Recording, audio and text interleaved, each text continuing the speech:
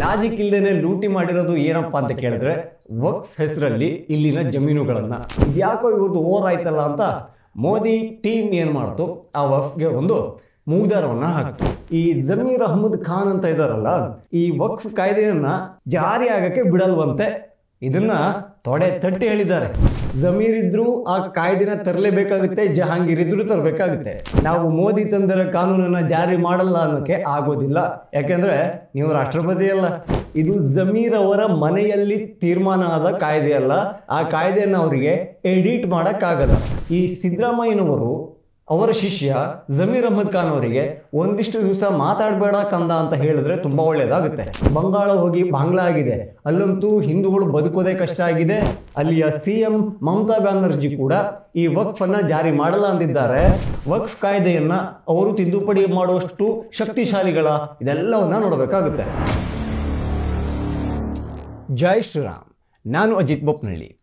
ನಮ್ಮ ಭಾರತದಲ್ಲಿ ಅತ್ಯಂತ ವ್ಯವಸ್ಥಿತವಾಗಿ ಹಾಗೂ ಲಾಜಿಕ್ ಇಲ್ಲದೇನೆ ಲೂಟಿ ಮಾಡಿರೋದು ಏನಪ್ಪಾ ಅಂತ ಕೇಳಿದ್ರೆ ವಕ್ಫ್ ಹೆಸರಲ್ಲಿ ಇಲ್ಲಿನ ಜಮೀನುಗಳನ್ನು, ಈ ಬಡ ರೈತರ ಜಮೀನುಗಳನ್ನು ಜಾಸ್ತಿ ಟಾರ್ಗೆಟ್ ಮಾಡ್ತಾ ಇದ್ರು.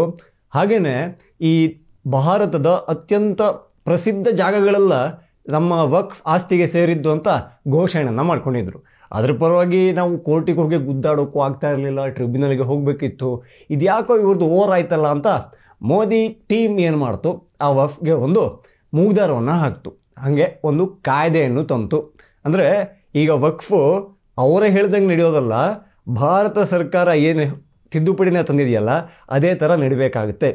ಆದರೆ ನಮ್ಮ ಕರ್ನಾಟಕದಲ್ಲಿ ಈ ಜಮೀರ್ ಅಹಮದ್ ಖಾನ್ ಅಂತ ಇದ್ದಾರಲ್ಲ, ಅಲ್ಪಸಂಖ್ಯಾತ ಸಚಿವರು, ವಕ್ಫ್ ಬೋರ್ಡಿನ ಏನೇನು ಇದ್ದಾರಲ್ಲ, ಅವರು ಈಗ ಈ ವಕ್ಫ್ ಕಾಯ್ದೆಯನ್ನು ಕರ್ನಾಟಕದಲ್ಲಿ ಜಾರಿ ಆಗೋಕ್ಕೆ ಬಿಡಲ್ವಂತೆ. ಇದನ್ನು ತೊಡೆ ತಟ್ಟಿ ಹೇಳಿದ್ದಾರೆ. ಅಂದರೆ ಈಗ ಪಶ್ಚಿಮ ಬಂಗಾಳ, ತಮಿಳುನಾಡು, ಕೇರಳ ಇಲ್ಲೆಲ್ಲ ವಕ್ಫನ್ನು ಜಾರಿ ಮಾಡಲ್ಲ ಅಂತ ಅಲ್ಲಿಯ ಮುಖ್ಯಮಂತ್ರಿಗಳು, ಅಲ್ಲಿಯ ಲೀಡರ್ಗಳು ಹೇಳಿದ್ದಾರೆ. ಅದೇ ಥರ ಜಮೀರ್ ಅಹಮದ್ ಖಾನ್ ತಾವೊಬ್ಬ ಪವರ್ಫುಲ್ ಲೀಡರ್ ಅಂದುಕೊಂಡು ಆ ಭ್ರಮೆಯಲ್ಲಿ ಇದ್ಕೊಂಡು ವಕ್ಫನ್ನು ಇಲ್ಲಿ ಜಾರಿ ತರಲ್ಲ ಅಂತ ಹೇಳಿದ್ದಾರೆ. ಅಂದರೆ ಕರ್ನಾಟಕಕ್ಕೆ ವಕ್ಫ್ ಕಾಯ್ದೆ ಲಾಗು ಆಗೋದಿಲ್ವಂತೆ, ಆಗೋದಕ್ಕೆ ಬಿಡಲ್ವಂತೆ. ಡಿಯರ್ ಜಮೀರ್ ಅಹಮದ್ ಅವರೇ, ನಿಮ್ಮ ಜಾಗದಲ್ಲಿ ಜಮೀರ್ ಇದ್ರೂ ಆ ಕಾಯ್ದೆನ ತರಲೇಬೇಕಾಗುತ್ತೆ, ಜಹಾಂಗೀರ್ ಇದ್ರೂ ತರಬೇಕಾಗುತ್ತೆ. ಯಾಕೆಂದರೆ ಅದು ಸಂಸತ್ತಿನಲ್ಲಿ ಪಾಸ್ ಆದ ಕಾಯ್ದೆ. ನಿಮಗೆ ಬೇಕಾದಂತೆ, ನಿಮ್ಮ ಸಮುದಾಯಕ್ಕೆ ಬೇಕಾದಂತೆ, ನಿಮ್ಮ ವೋಟ್ ಬ್ಯಾಂಕಿಗೆ ಬೇಕಾದಂತೆ ಕಾಯ್ದೆಗಳನ್ನು ಯಾರು ಕೂಡ ಮಾಡಲ್ಲ. ಇದು ದೇಶಕ್ಕೆ ಲಾಗು ಆಗುವಂಥ ಕಾನೂನು, ಕಾಯ್ದೆ. ಇದನ್ನು ನೀವು ಕರ್ನಾಟಕದಲ್ಲಿ ಜಾರಿ ಮಾಡಲೇಬೇಕಾಗುತ್ತೆ. ನಿಮಗೆ ಆಪ್ಷನ್ನೇ ಇಲ್ಲ. ಅದನ್ನು ನೀವು ಅರ್ಥ ಮಾಡ್ಕೋಬೇಕು. ಅಂದರೆ ಈ ಸಂಸತ್ತಲ್ಲಿ ತಗೊಂಡಿರೋ ನಿರ್ಣಯಗಳನ್ನು ಎಲ್ಲ ವಿಧಾನಸಭೆಯಲ್ಲೂ ಅದನ್ನ ಹಾಕ್ಕೊಳ್ಳೇಬೇಕು, ರಾಜ್ಯಕ್ಕೆ ಅದನ್ನು ಅಡಾಪ್ಟ್ ಮಾಡ್ಕೊಳ್ಳೇಬೇಕು. ಇಲ್ಲ ನಾವೇ ಸಪ್ರೇಟು, ನಾವೇ ಡಿಫ್ರೆಂಟು, ನಾವು ಮೋದಿ ತಂದಿರೋ ಕಾನೂನನ್ನು ಜಾರಿ ಮಾಡಲ್ಲ ಅನ್ನೋಕ್ಕೆ ಆಗೋದಿಲ್ಲ. ಯಾಕೆಂದರೆ ನೀವು ರಾಷ್ಟ್ರಪತಿ ಅಲ್ಲ, ಆಫ್ಟರ್ ಆಲ್ ಒಬ್ಬ ಸಚಿವರು. ಅದನ್ನು ತಲೆಯಲ್ಲಿಟ್ಕೊಳ್ಳಿ.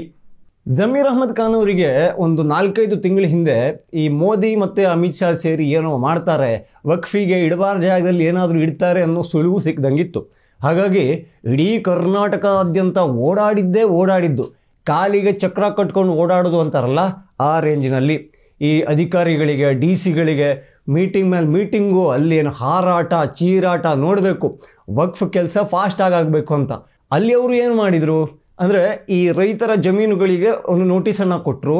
ನಿಮ್ಮ ಜಮೀನು ನಿಮ್ಮದೇ ಅಲ್ಲ, ಅದು ವಕ್ಫ್ಗೆ ಸೇರಿದ್ದು, ಇದನ್ನು ನೀವು ಟ್ರಿಬ್ಯುನಲಲ್ಲಿ ಬಂದು ಬಗೆಹರಿಸ್ಕೊಳ್ಳಿ ಅಂತ ನೋಟಿಸ್ಗಳನ್ನು ಕೊಡಲಾಯಿತು. ಸಾವಿರಾರು ಎಕರೆ ಜಾಗವನ್ನು ಕಬಳಿಸೋಕೆ ನೋಡಲಾಯಿತು. ಬಟ್ ಮೋದಿ ತುಂಬ ಸ್ಪೀಡಾಗಿ ಕೆಲಸ ಮಾಡಿದ್ರು. ಹಾಗೆ ವಕ್ಫ್ ಕಾಯ್ದೆಯನ್ನು, ಅದಕ್ಕೊಂದು ಮೂಗ್ದಾರವನ್ನು ತುಂಬ ಚೆನ್ನಾಗಿ ರೆಡಿ ಮಾಡಿದ್ರು. ಆದಷ್ಟು ಶೀಘ್ರದಲ್ಲಿ ಇದಕ್ಕೊಂದು ಕಡಿವಾಣ ಹಾಕಲೇಬೇಕಾಗಿತ್ತು. ಮೋದಿ ಅದನ್ನು ಮಾಡಿದ್ರು. ಸೊ ಈಗ ಜಮೀರ್ ಅವರು ಓಡಾಡಿದ್ರಲ್ಲ, ಅಷ್ಟೊಂದು ಸುತ್ತಾಡಿದ್ರಲ್ಲ, ಅಧಿಕಾರಿಗಳಿಗೆ ಆವಾಜ್ ಹಾಕಿದ್ರಲ್ಲ, ಆ ಜಾಗಕ್ಕೆ ಹಸಿರು ಬಣ್ಣ ಬಡಿದ್ಬಿಡಿ, ಯಾವ ಸೈತಾನು ಕೂಡ ಬರಬಾರ್ದು ಅಂತ ಮಾತಾಡಿದ್ರಲ್ಲ, ಈಗ ಆ ಜಾಗಗಳು ಕೂಡ ವಕ್ಫ್ ಹೊಸ ಕಾಯ್ದೆ ಅಡಿಯಲ್ಲೇ ಹೋಗಬೇಕಾಗುತ್ತೆ. ಯಾಕೆಂದರೆ ಇದು ಜಮೀರ್ ಅವರ ಮನೆಯಲ್ಲಿ ತೀರ್ಮಾನ ಆದ ಕಾಯ್ದೆ ಅಲ್ಲ. ಆ ಕಾಯ್ದೆಯನ್ನು ಅವರಿಗೆ ಎಡಿಟ್ ಮಾಡೋಕ್ಕಾಗಲ್ಲ. ऐसे मॉडल टाइप खबरस्तान है, एक ही मॉडल, पूरे एक मॉडल कंपाउंड बना को हरिया कलर का पेंट, मालूम होना ये हमारी घर को, क्या बोला, हमारी घर को दूर से दिखता है, हमारी घर क्या बोला, ये वक्फ बोर्ड की प्रॉपर्टी, अल्लाह की प्रॉपर्टी को तो दूर से देखा तो शैतान को दिख जाना, ये नहीं भाई हल्ला कलर का छोड़ो लोगों को. ಭಾರತದ ಸಂಸತ್ತು ಏನನ್ನ ಕಾಯ್ದೆ ಮಾಡುತ್ತಲ್ಲ ಅದನ್ನೇ ಎಲ್ಲ ಕಡೆಯೂ ಸ್ವೀಕಾರ ಮಾಡಬೇಕಾಗತ್ತೆ.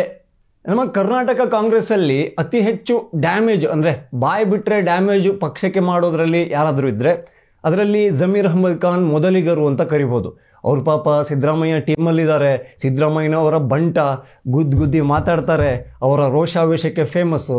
ಆದರೆ ಈ ಸಿದ್ದರಾಮಯ್ಯನವರು ಅವರ ಶಿಷ್ಯ ಜಮೀರ್ ಅಹ್ಮದ್ ಖಾನ್ ಅವರಿಗೆ ಒಂದಿಷ್ಟು ದಿವಸ ಮಾತಾಡಬೇಡ ಕಂದ ಅಂತ ಹೇಳಿದ್ರೆ ತುಂಬ ಒಳ್ಳೆಯದಾಗುತ್ತೆ. ಇಲ್ಲಾಂದರೆ ದೇಶದ ಕಾನೂನು, ದೇಶದ ವ್ಯವಸ್ಥೆ ಹೆಂಗೆ ಹೋಗುತ್ತೆ ಅನ್ನೋ ಬೇಸಿಕ್ ನಾಲೆಜೇ ಇಲ್ಲ ಅನ್ನೋ ಥರದಲ್ಲಿ ಅವರು ಮಾತಾಡ್ತಾರೆ. ಆ ಕಾನೂನನ್ನು ಸ್ವೀಕಾರ ಮಾಡಲ್ಲ ಅಂತಾರೆ. ಅರ್ರೆ, ನಿಮಗೆ ಇಷ್ಟ ಇಲ್ಲ ಅಂದ ತಕ್ಷಣ ಅದನ್ನು ಸ್ವೀಕಾರ ಮಾಡದೆ ಇರೋಕ್ಕಾಗಲ್ಲ. ನಿಮಗೆ ಇಷ್ಟ ಬಂದಿದ್ದನ್ನು ಯಾರಿಗೂ ಕೂಡ ಹೇರೋಕ್ಕಾಗಲ್ಲ. ಸೊ ಇವರು ಮಾತಾಡಿದ್ರಷ್ಟೇ ಡ್ಯಾಮೇಜ್ ಅಲ್ವಾ. ಸ್ವಲ್ಪ ದಿವಸ ಬಾಯಿಗೆ ಜಿಪ್ ಹಾಕ್ಕೊಂಡಿದ್ಬಿಟ್ರೆ ಪಕ್ಷಕ್ಕೆ ಒಂಚೂರು ಒಳ್ಳೆಯದಾಗುತ್ತೇನೋ ಅನ್ನೋ ನನ್ನದು ಅಭಿಪ್ರಾಯ. ಯಾಕಂದ್ರೆ ಸಿದ್ದರಾಮಯ್ಯನವರು ಸೀರಿಯಸ್ ಆಗಿ ತಗೋತಾರ ಗೊತ್ತಿಲ್ಲ.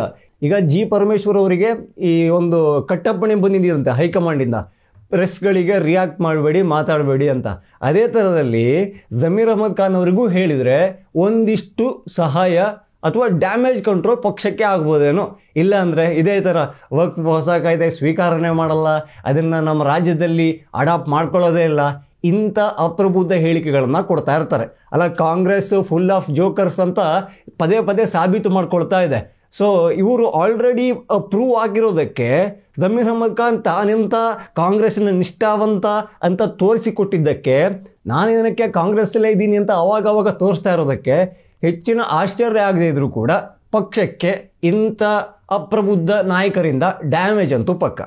ನಮ್ಮ ದೇಶದಲ್ಲಿ ಈ ವಕ್ಫ್ ವಿಚಾರಕ್ಕೆ, ಅದು ಮುಸ್ಲಿಮರಿಗೆ ಆಗ್ತಾ ಇರೋ ಅನ್ಯಾಯ, ಅವರ ಧಾರ್ಮಿಕ ಹಕ್ಕುಗಳಿಗೆ ಈ ಧಕ್ಕೆ ಆಗ್ತಾ ಇದೆ, ಈ ಥರದ್ದೊಂದು ಕಥೆಯನ್ನು ಕಟ್ಟಿ ಅವರನ್ನು ಎತ್ತಿ ಕಟ್ತಾ ಇದ್ದಾರೆ. ಪಶ್ಚಿಮ ಬಂಗಾಳದಂತೂ ನೋಡಿದ್ವಿ, ಅದೊಂಥರ ಇನ್ನೊಂದು ಬಾಂಗ್ಲಾದೇಶದ ಥರ ಕಾಣ್ತಾ ಇದೆ. ಬಂಗಾಳ ಹೋಗಿ ಬಾಂಗ್ಲಾ ಆಗಿದೆ. ಅಲ್ಲಂತೂ ಹಿಂದೂಗಳು ಬದುಕೋದೇ ಕಷ್ಟ ಆಗಿದೆ. ಅಲ್ಲಿಯ ಹಿಂಸಾಚಾರಗಳನ್ನು ದಿನನಿತ್ಯ ನೋಡ್ತಾ ಇದ್ದೀವಿ.